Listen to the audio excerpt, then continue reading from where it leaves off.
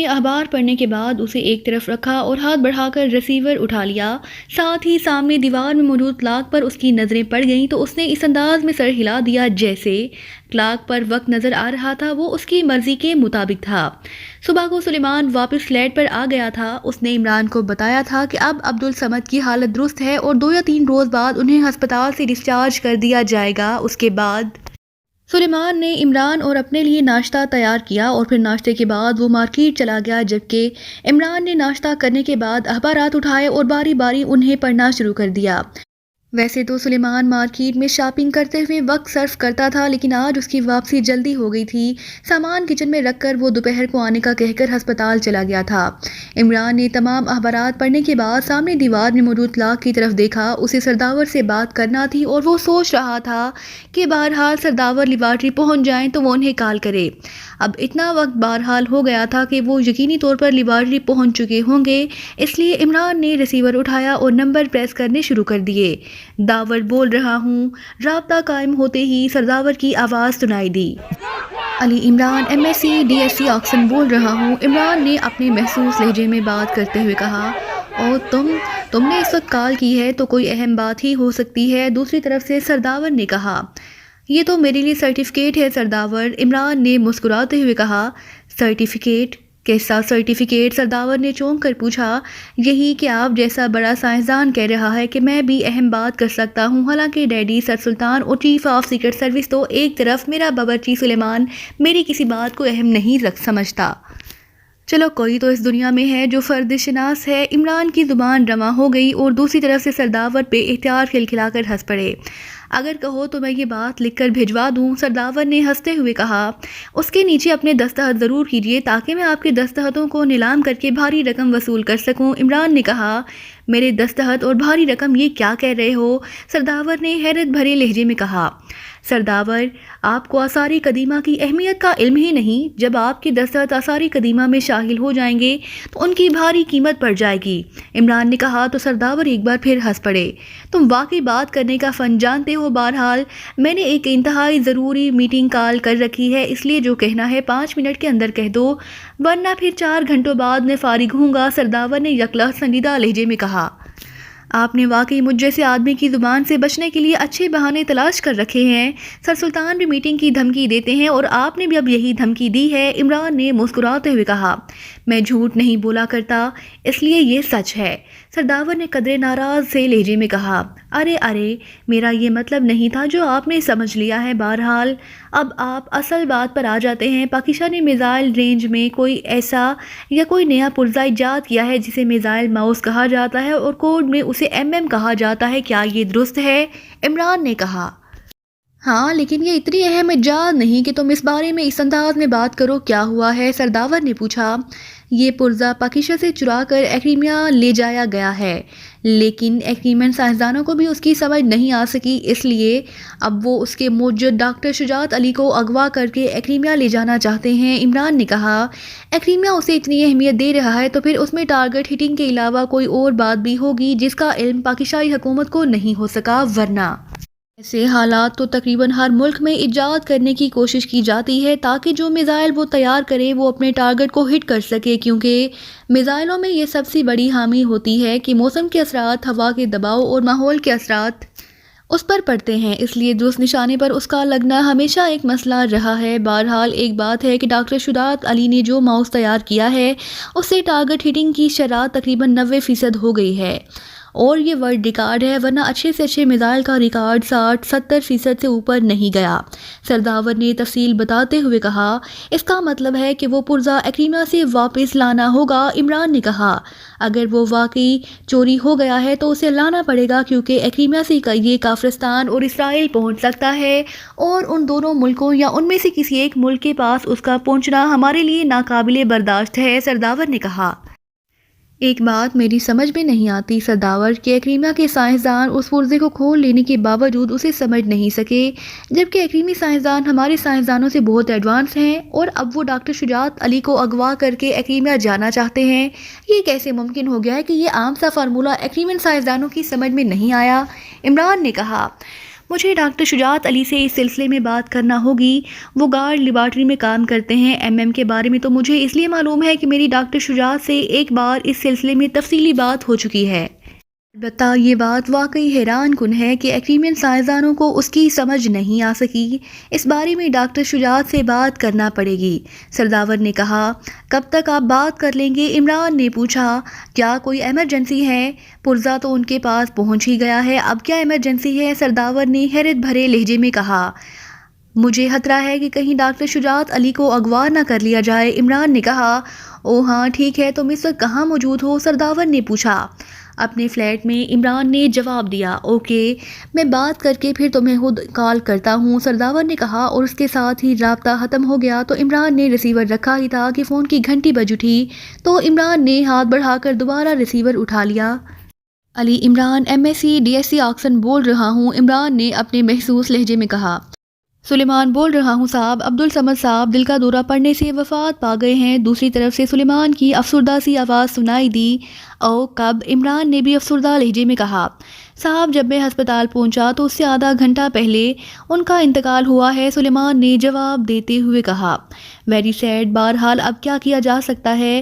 تم ان کی میت لانے کی کوشش کرو، میں ان کے فلیٹ کو چیک کرتا ہوں، شاید ان کے بیٹوں کے فون نمبرز مل جائیں تو میں انہیں اطلاع کر دوں گا، عمران نے کہا، اور ریسیور رکھ کر وہ اٹھا اور تیز تیز قدم اٹھاتا اپنے فلیٹ سے نکل کر عبدالصمد کے فلیٹ پر پہنچ گیا۔ لیکن دوسرے لمحے وہ یہ دیکھ کر بے اختیار اچھل پڑا کہ فلیٹ کا دروازہ تھوڑا سا کھلا ہوا تھا، حالانکہ سلیمان کے کہنے پر ہسپتال سے واپس آ کر اس نے خود فلیٹ کو لاک کیا تھا، کیونکہ سلیمان ایمرجنسی میں عبدالصمد صاحب کو ہسپتال لے جانے کی وجہ سے اسے پوری طرح لاک نہ کر سکا تھا، لیکن اب یہ دروازہ کھلا ہوا تھا۔ عمران اندر داخل ہوا تو ایک بار پھر اس کے ہونٹ بھینچ گئے، کیونکہ فلیٹ کے 3-4 کمروں کو اس طرح ادھیڑ کر رکھ دیا گیا تھا جیسے ایسا کرنے والے کو کسی خاص چیز کی تلاش ہو، اور پھر غور سے دیکھنے کے بعد عمران سمجھ گیا کہ ایسا کرنے والوں کا مقصد کیا تھا۔ الماریوں، میزوں کی دراڑیں، بیڈ کی سائیڈ ٹیبلوں کی دروازیں سب کھلی ہوئی تھی، اور ان میں سب سے چھوٹا چھوٹا سامان بھی باہر نکال دیا گیا تھا۔ اس لیے عمران سمجھ گیا تھا کہ یہ ساری تلاشی مائکرو فلم کے لیے کی گئی تھی، جو سلیمان کے ذریعے پہلے ہی عمران تک پہنچ چکی تھی۔ عمران نے عبدالصمد صاحب کی ذاتی ڈائری کی تلاش شروع کر دی، اور تھوڑی دیر بعد وہ میز کی دراز سے پڑی ہوئی ایک ذاتی ڈائری تلاش کر لینے میں کامیاب ہو گیا۔ اس میں عبدالصمد صاحب کے بیٹوں کے پتے اور فون نمبرز بھی موجود تھے، اور ساتھ ہی انہوں نے مختصر طور پر اس مائکرو فلم رول کے بارے میں بھی لکھا تھا کہ یہ رول انہیں ایکریمیا میں ان کے شاگرد ڈاکٹر شاہد لودھی نے دیا ہے، جو کامبانوں کی ریڈ زیرو لیبارٹری میں کام کرتے ہیں۔ نامی پرزا بھی پاکستان سے چرا کر اس لیبارٹری میں پہنچایا گیا ہے، اور اب ڈاکٹر شجاعت علی کو بھی اغوا کر کے وہیں لے جایا جائے گا۔ ڈائری میں ڈاکٹر عبدالصمد صاحب نے لکھا ہے کہ انہوں نے اپنے طور پر ڈاکٹر شجاعت علی کے بارے میں معلومات حاصل کرنے کی کوشش کی ہے، لیکن ان کی کوششیں بار آور ثابت نہیں ہو سکیں۔ عمران نے یہ سب کچھ پڑھ کر ایک طویل سانس لیا، اور پھر ڈائری کو جیب میں ڈال کر وہ فلیٹ سے باہر آیا۔ اس نے فلیٹ کو بند کر کے لاک کیا، اور واپس اپنے فلیٹ میں آ کر اس نے ریسیور اٹھا لیا تاکہ ڈاکٹر عبدالصمد صاحب کے بیٹوں کو فون کر کے ان کے والد کی وفات کے بارے میں انہیں اطلاع دے سکے۔ کامبانوں کی ریڈ زیرو لیبارٹری کا سیکیورٹی چیف گراہم اپنے آفس میں موجود تھا۔ ڈاکٹر شاہد لودھی، جس نے فارمولے کے بارے میں مائکرو فلم رول پاکستان پہنچایا تھا، کو گراہم نے اس وقت تک زندہ رکھنے کا فیصلہ کیا تھا جب تک کہ جوزف اسے اس بارے میں تمام تفصیل مہیا نہ کر دے۔ یہی وجہ تھی کہ کل اس نے جوزف کو فون کرنے کے بعد ڈاکٹر لودھی کو بلیک روم سے نکال کر ایک تہخانے میں رکھنے کا حکم دیا تھا، اور اب وہ اپنے آفس میں بیٹھا جوزف کی طرف سے کسی نئی اطلاع کا ہی منتظر تھا کہ فون کی گھنٹی بج اٹھی، اور گراہم نے جھپٹ کر ریسیور اٹھا لیا۔ یس، گراہم نے کہا، جناب جوزف کی کال ہے، دوسری طرف سے مودبانہ لہجے میں کہا گیا۔ کراؤ باز، گراہم نے تیز لہجے میں کہا۔ ہیلو جوزف بول رہا ہوں۔ چند لمحوں بعد جوزف کی آواز سنائی دی۔ گراہم بول رہا ہوں، کوئی خاص رپورٹ؟ گراہم نے تیز لہجے میں کہا۔ ڈاکٹر عبدالصمد کے فلیٹ کی مکمل اور تفصیلی تلاشی لی گئی ہے، لیکن وہاں سے کوئی مائکرو فلم رول برآمد نہیں ہوا۔ ڈاکٹر عبدالصمد کو فلیٹ میں ہارٹ اٹیک ہوا تھا، اس کے ہمسائے اسے ایمبولینس کے ذریعے ہسپتال لے گئے تھے۔ اب وہ ہسپتال کے ایک کمرے میں ہے، لیکن جہاں رات کے وقت اس کے ساتھ کوئی نہیں تھا۔ میرے آدمیوں نے اسے ہسپتال میں اپروچ کیا، اس کے کمرے میں اس پر ہلکا سا تشدد کیا تاکہ مائکرو فلم کے بارے میں معلوم ہو سکے، لیکن وہ چونکہ پہلے سے مریض تھا اس لیے وہ ہلاک ہو گیا۔ وہاں بھی اس کے اترے ہوئے لباس کو بھی چیک کرایا گیا لیکن مائکرو فلم رول پھر بھی برآمد نہیں ہو سکا۔ جوزف نے تفصیل بتاتے ہوئے کہا، اس کا تو مطلب ہے کہ وہ کسی اعلیٰ حکام کو یہ رول پہنچانے میں کامیاب ہو گیا ہے۔ گراہم نے تشویش بھرے لہجے میں کہا، نہیں، میرے آدمیوں نے اس اینگل پر بھی انکوائری کی ہے۔ ڈاکٹر عبدالصمد 2 روز پہلے ایکریمیا سے واپس آیا ہے اور جب سے وہ واپس آیا ہے سوائے مسجد میں جانے کے وہ کہیں اور نہیں گیا اور نہ ہی اس سے ملنے کوئی آیا ہے۔ اس کے فون کو بھی چیک کیا گیا ہے۔ فون میں کال ٹیپ اور میموری موجود ہے۔ اس نے سوائے قریبی ہوٹل کو کھانا اور ناشتہ وغیرہ بھجوانے کے بارے میں اور کوئی فون نہیں کیا، جوزف نے جواب دیتے ہوئے کہا۔ پھر وہ مائکرو فلم رول کہاں گیا؟ گراہم نے کہا، میرا خیال ہے کہ اس نے اس مائکرو فلم رول کو کوئی اہمیت نہیں دی، اس لیے اس نے اسے کہیں پھینک دیا ہے۔ اگر وہ ہارٹ کا مریض نہ ہوتا اور ہلکے سے تشدد سے ہی مر نہ جاتا تو میرا خیال ہے کہ یہی بات سامنے آتی، کیونکہ ہم نے ہر پہلو سے چیکنگ کر کے دیکھ لیا ہے۔ جوزف نے جواب دیتے ہوئے کہا، ٹھیک ہے، اب یہی سمجھا جا سکتا ہے۔ اوکے، شکریہ، گراہم نے کہا۔ اوکے، گڈ بائے، جوزف نے جواب دیا اور اس کے ساتھ ہی رابطہ ختم ہو گیا تو گراہم نے ایک طویل سانس لیتے ہوئے کیڈل دبایا اور پھر فون کے نیچے موجود ایک بٹن پریس کر کے اس نے فون ڈائریکٹ کیا اور پھر تیزی سے نمبر پریس کرنے شروع کر دیے۔ یس، ڈاکٹر ہیرالڈ بول رہا ہوں۔ چند لمحوں بعد دوسری طرف سے ایک بلغم زدہ سی آواز سنائی دی۔ یہ ڈاکٹر ہیرالڈ تھا جو کامبانو کے Z0 لیبارٹری کا چیف سائنسدان تھا اور گراہم اس لیبارٹری کا سیکیورٹی چیف تھا۔ گراہم بول رہا ہوں ڈاکٹر صاحب، گراہم نے کہا، کوئی خاص بات جو فون کیا ہے؟ دوسری طرف سے اسپارٹ لہجے میں کہا گیا، سر کیا ڈاکٹر شجاعت علی کو پاکیزہ سے یہاں منگوانے کا کوئی بندوبست کیا گیا ہے یا نہیں؟ گراہم نے مودبانہ لہجے میں کہا، یہ بندوبست ہم نے تو نہیں کرنا، حکومت نے کرنا ہے۔ میں نے سیکریٹری ڈیفنس کو بتا دیا تھا کہ ہمیں ڈاکٹر شجاعت علی یہاں زندہ اور صحیح سلامت چاہیے۔ اب وہ کیا کرتے ہیں اور کب ایسا کرتے ہیں اس بارے میں مجھے کچھ معلوم نہیں۔ آپ کیوں پوچھ رہے ہیں؟ ڈاکٹر ہیرالڈ نے کہا، سر سیکریٹری سائنس نے مجھے بتایا تھا کہ والنگٹن سے ایک اطلاع ملی ہے کہ ہماری لیبارٹری کے پاکستانی نوجوان ڈاکٹر شاہد لودھی نے اس پرزے کے بارے میں والنگٹن میں اپنے ایک استاد ڈاکٹر عبدالصمد صاحب سے ملاقات کی اور انہیں اس پرزے کی یہاں موجودگی اور ڈاکٹر شجاعت علی کے اغوا کے بارے میں ایک مائکرو فلم رول دیا کہ وہ اسے پاکستان کے اعلیٰ حکام تک پہنچا دیں۔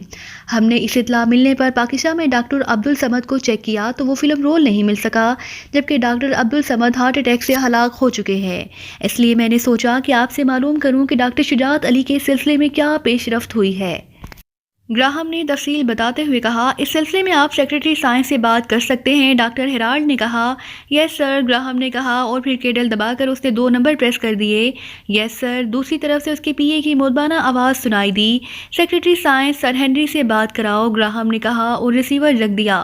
چند لمحوں بعد گھنٹی بج اٹھی تو اس نے ہاتھ بڑھا کر ریسیور اٹھا لیا۔ یس، گراہم نے کہا، سیکریٹری سائنس سر ہنری کے PA سے بات کیجیے۔ دوسری طرف سے اس کے PA کی آواز سنائی دی، ہیلو، گراہم بول رہا ہوں۔ گراہم نے تیز لہجے میں کہا، PA2 سیکریٹری سائنس بول رہا ہوں، وہ ایک خصوصی میٹنگ میں مصروف ہیں، تقریباً 1 گھنٹے بعد فارغ ہو جائیں گے تو میں آپ کو خود فون کر کے آپ کی بات ان سے کرا دوں گا، PA نے قدرے مودبانہ لہجے میں کہا۔ اوکے، گراہم نے کہا اور اس کے ساتھ ہی اس نے ریسیور رکھ دیا۔ پھر تقریباً 1.25 گھنٹے بعد فون کی گھنٹی ایک بار پھر بج اٹھی تو گراہم نے ریسیور اٹھا لیا۔ یس، گراہم نے کہا، سیکریٹری سائنس سر ہنری کے PA سے بات کیجیے جناب۔ دوسری طرف سے اس کے PA کی مودبانہ آواز سنائی دی، کراؤ بات، گراہم نے کہا۔ Hello PA2 secretary science sir Henry بول رہا ہوں، ایک مختلف آواز سنائی دی۔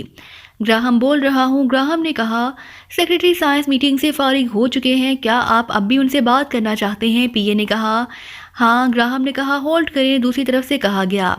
ہیلو، تھوڑی دیر بعد ایک بھاری لیکن سخت سی آواز سنائی دی اور گراہم فوراً پہچان گیا کہ یہ سر ہنری کی آواز ہے۔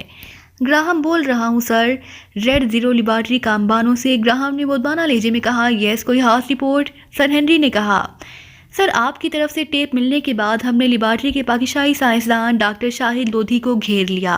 اس نے ہمیں بتایا کہ اس نے مائکرو فلم رول میں یہ پیغام دیا ہے کہ نامی پرزہ ایکریمیا کی ریاست کامبانو میں واقع Z0 لیبارٹری میں پہنچ چکا ہے، لیکن ایکریمن سائنسدان اسے کھول لینے کے باوجود سمجھ نہیں سکے۔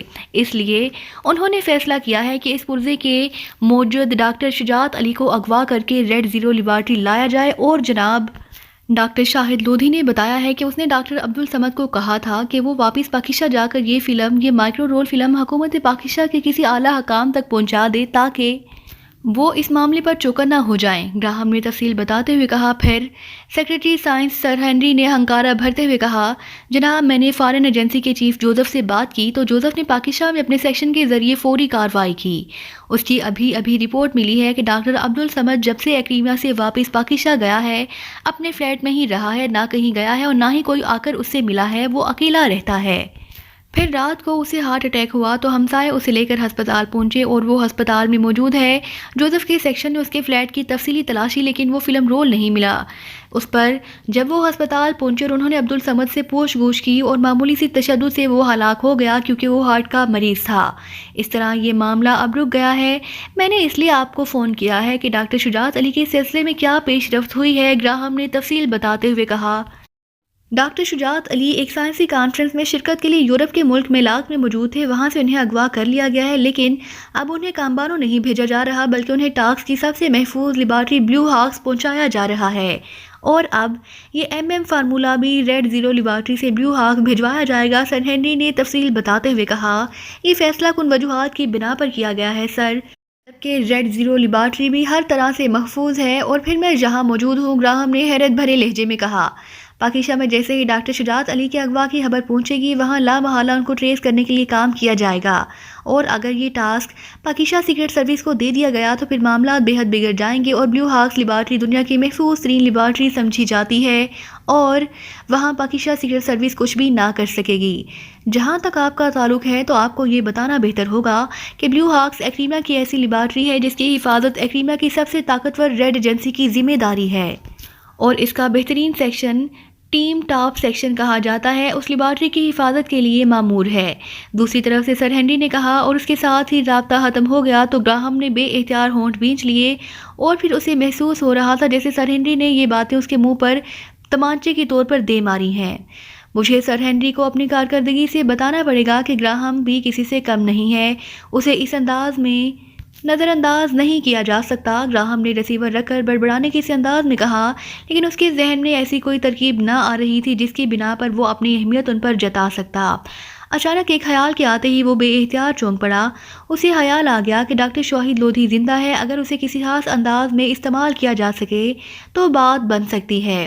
وہ بیٹھا مزید سوچتا رہا، کئی اسکیمیں اس کے ذہن میں آئی لیکن ہر اسکیم کو اس نے موجود کسی نہ کسی حامی سے مسترد کر دیا۔ ابھی وہ بیٹھا سوچ ہی رہا تھا کہ فون کی گھنٹی بج اٹھی اور گراہم نے ہاتھ بڑھا کر ریسیور اٹھا لیا۔ یس، گراہم نے کہا، ریڈ ایجنسی کے ٹاپ سیکشن کے چیف آرنلڈ آپ سے بات کرنا چاہتے ہیں۔ دوسری طرف سے کہا گیا، آرنلڈ؟ او تو ٹاپ سیکشن کا چیف آرنلڈ ہے، کراؤ بات، گراہم نے اچھلتے ہوئے کہا۔ ہیلو گراہم، آرنلڈ بول رہا ہوں، دوسری طرف سے قدرے بے تکلفانہ لہجے میں کہا گیا۔ ارے تم کب سے ریڈ ایجنسی میں شامل ہو گئے ہو، اور نہ صرف شامل ہوئے ہو بلکہ ٹاپ سیکشن کے چیف بھی بن گئے ہو؟ میرا خیال تھا کہ تم ابھی تک ڈاک ڈے ایجنسی میں ہی وقت ضائع کر رہے ہوگے، گراہم نے بھی بے تکلفانہ لہجے میں کہا، کیونکہ آرنلڈ اور وہ دونوں نہ صرف کالج فیلو بلکہ ہاسٹل میں روم فیلو بھی تھے، اور پھر دونوں ہی خصوصی تربیت حاصل کر کے سیکیورٹی فیلڈ میں آئے تھے۔ آرنلڈ ایک چھوٹی سی سرکاری ایجنسی ڈاک ڈے میں شامل ہو گیا تھا، جبکہ وہ ایک اور چھوٹی لیبارٹریوں کی سیکیورٹی میں شامل رہنے کے بعد اب اس لیبارٹری میں چیف سیکیورٹی آفیسر بن گیا تھا۔ مجھے ابھی حال ہی میں ایک اہم کام سر انجام دینے کے انعام میں ٹاپ ایجنسی میں شامل کیا گیا ہے، اور پھر ٹاپ ایجنسی میں ایک دو کام میں نے ایسے کر دیے کہ ریڈ ایجنسی کے چیف سر ہنری میرے کارناموں پر بے حد خوش ہوئے، اور انہوں نے مجھے ٹاپ سیکشن میں شامل کر دیا، اور اب میں ٹاپ سیکشن کا چیف ہوں، اور 4 بڑی بڑی سرکاری لیبارٹریوں کی عملی سیکیورٹی بھی ہمارے سیکشن کے حوالے کر دی گئی ہے، جن میں بلیو ہاکس لیبارٹری بھی شامل ہے۔ یہ ایکریمیا کی اہم ترین لیبارٹری ہے، اس کی وسعت کا اندازہ اس سے لگا لو کہ اس میں بیک وقت 4 مختلف شعبوں میں اہم ترین کام ہو رہے ہیں۔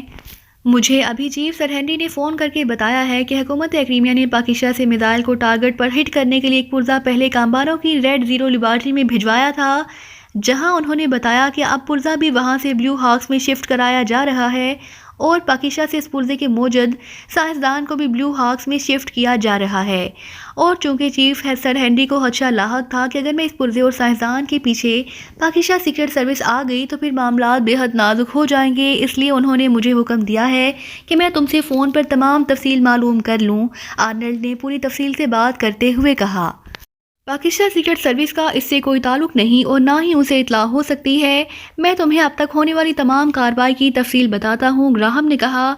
और उसके साथ ही उसने डॉक्टर शाहिद लोधी और डॉक्टर अब्दुल समद की इत्तला से लेकर जोसेफ के जरिए वहाँ पाकिस्तान में होने वाली तमाम कार्रवाई की तफसील बता दी।